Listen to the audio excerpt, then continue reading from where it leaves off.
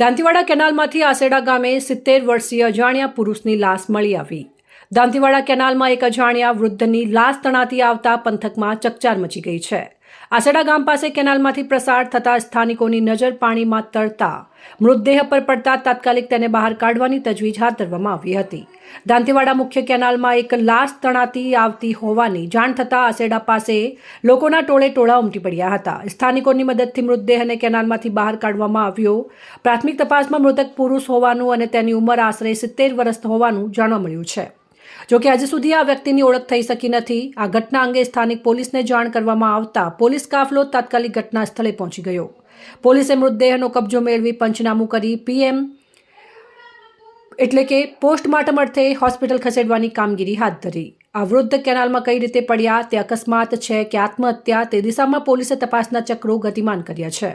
તેમજ આસપાસના વિસ્તારમાં કોઈ ગુમ થયેલ વ્યક્તિની માહિતી મેળવી મૃતકની ઓળખ વિધિ કરાવવા પ્રયાસો હાથ ધરવામાં આવ્યા છે। અહેવાલ અમૃતમાળી, સંબંધ ભારત ન્યૂઝ, ડીસા।